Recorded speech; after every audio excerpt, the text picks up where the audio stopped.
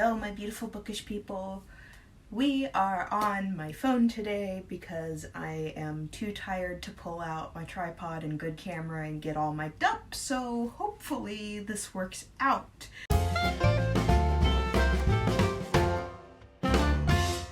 In this video, we are going to be going over my April TBR. Also, I'm trying to start a new series where bookfluencers, book influencers, booktubers, book Instagrammers, what have you, pick my TBR. And for this month, I asked Faye to pick my TBR from over at BooksandChocaholic. So I gave her my list of books I currently own and let her pick whatever she wanted off of that. And then I also went through and scrounged up some books that she's directly recommended to me before that sounded really interesting, and one of which came in, so I'm going to be featuring it in this video. And then I also just added in some more books because why not? So let's start with Faye's choices. For all of her choices, she was so nice as to give me all of my digital and audio recommendations, so I don't really have anything to hold up over here, so I'm just going to slap some photos up. The first book that she recommended for me to read in April is Vasilia by Julie Mathison. I have the Kindle edition for this, and it is a Slavic folktale based fantasy. The blurb on Goodreads goes like this: 3 witches, 2 children, 1 ogre, and nowhere to run. It's 1919, but in Edenfall, Pennsylvania, the Great War is not over, not for Vasilia at least. Papa is presumed dead on the fields of Flanders, Mama is being courted by an absolute ogre, and now Babka and her beloved grandma has had a bad spell. Or has she fallen under one? Only the old tales, the Russian fables Vasilia was raised on, offer any comfort or counsel. But what if they are more than children's tales?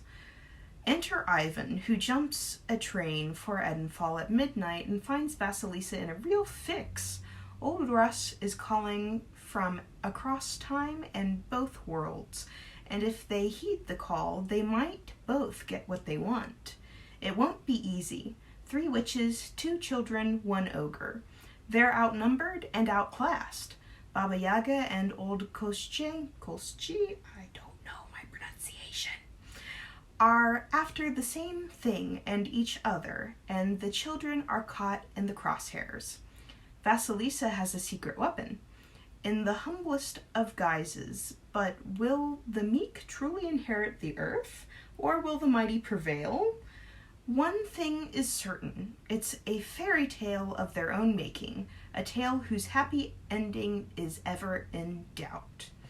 And this comes out to approximately 246 pages and was published in February of this year, so 2021.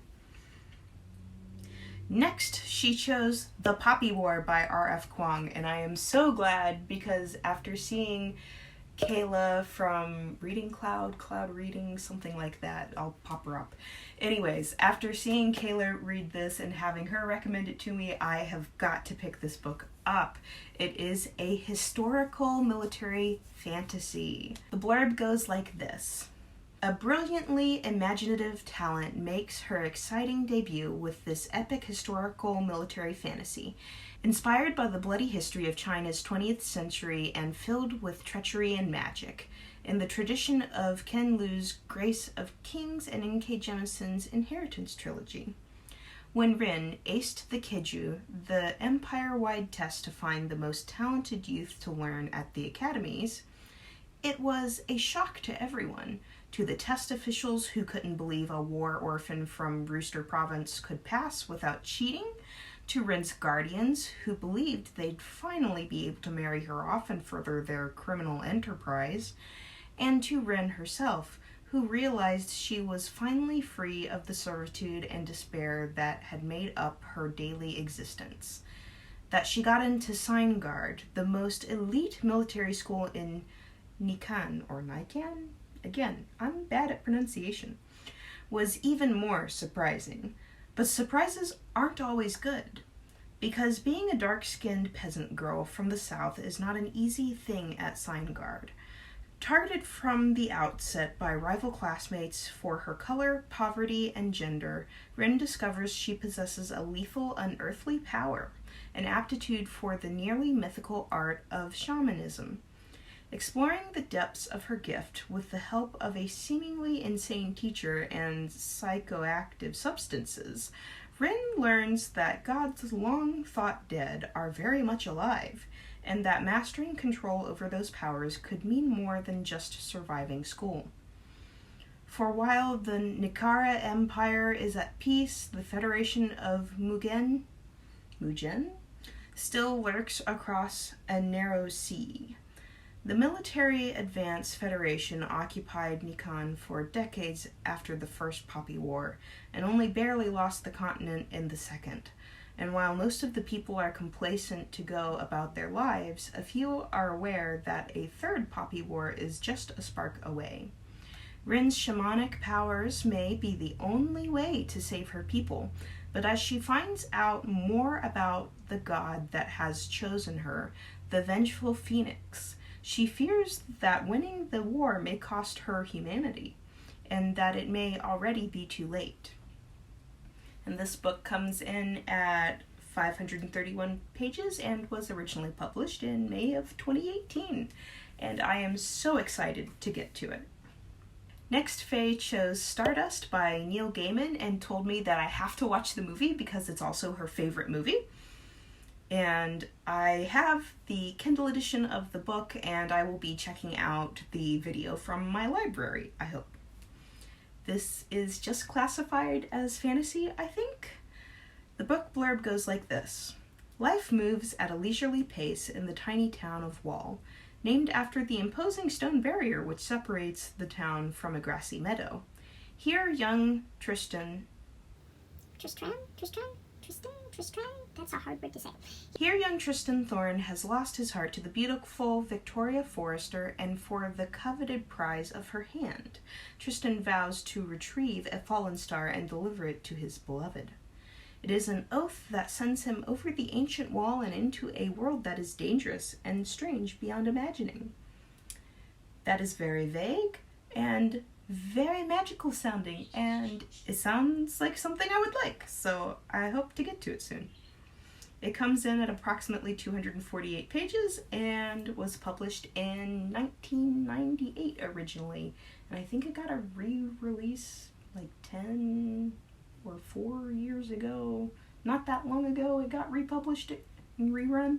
The next book that she picked for me is The Kingdom of Back by Marie Lu. I have the Kindle edition for this as well, and I believe it is classified as historical fiction. And a lot of people have been recommending I read Marie Lu, so I'm really hoping to get into her work finally.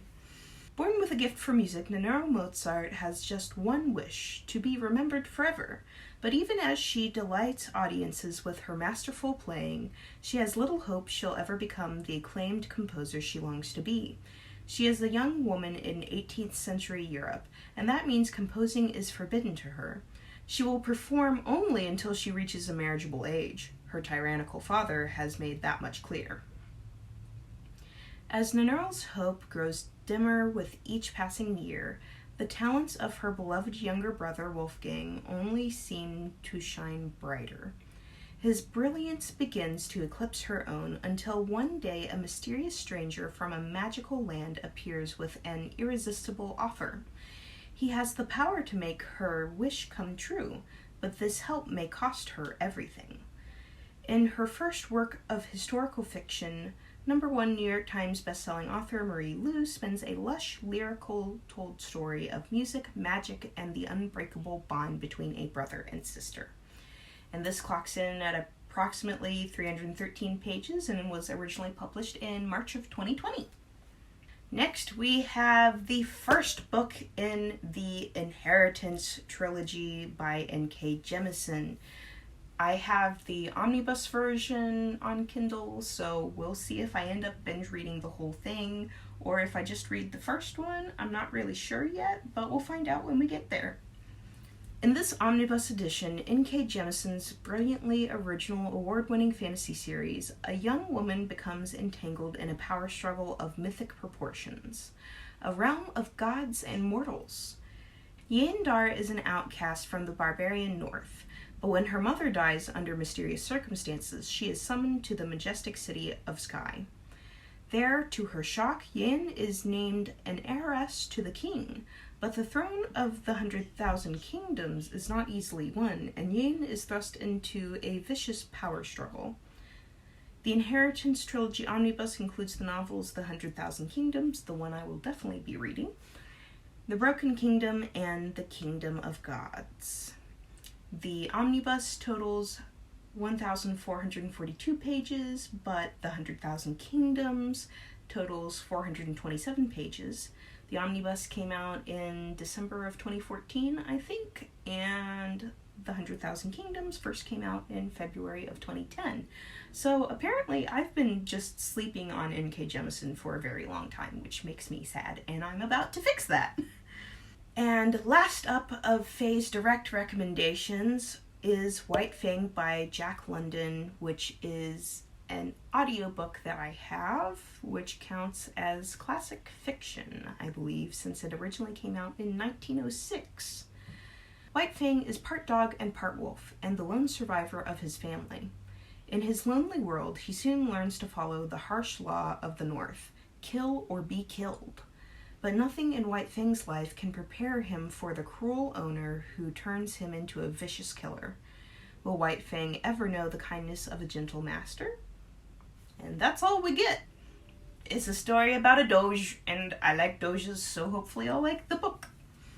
It comes in at approximately 252 pages, and as I said earlier, it was originally published in 1906. Next, I have my optional book, because Faye has recommended it to me, which is Uprooted by Naomi Novick. I have been recommended several Naomi Novick books, and I just never happened to pick one up until now, and it just so happened to have gotten here in time to make this video, so yay, Uprooted. Maybe I'll finally get into Naomi Novick, who knows. The book blurb goes like this. Wow, that's a hard name to say. Agnieszka? I'm gonna go with Agnieszka. A dark enchantment blights the land. Agnieszka loves her village, set deep in a peaceful valley, but the nearby enchanted forest casts a shadow over her home. Many have been lost to the wood, and none return unchanged. The villagers depend on an ageless wizard, the dragon, to protect them from the forest's dark magic. However, his help comes at a terrible price. A young village woman must serve him for 10 years, leaving all she values behind. Agnieszka fears her dearest friend Kasia will be picked at the next choosing, for she's everything Agnieszka is not, beautiful, graceful, and brave. Yet when the dragon comes, it's not Kasia he takes. So that sounds interesting. And I believe this was originally published in May of 2015 and comes out to 438 pages. Hi, Editor Victoria here. I totally forgot that while I was on a video call with Faye, she made me buy The Assassin's Apprentice in the illustrated edition, and she has been telling me for ages now to read Robin Hobb. So I'm also going to be reading this. As you can see, I already got a little bit of a start on it. The book blurb goes like this. 25 years ago, Robin Hobb's first novel featuring Fitz-chivalry farseer and his mysterious, often maddening friend, the Fool, struck like a bolt of brilliant lightning. Thus began a beloved saga spanning multiple series full of adventure, magic, and sinister plots. To celebrate a quarter-century of wonder, this special edition of Assassin's Apprentice presents a modern classic as it's never been seen before, in hardcover with 10 beautiful full-color illustrations by Magali Villeneuve?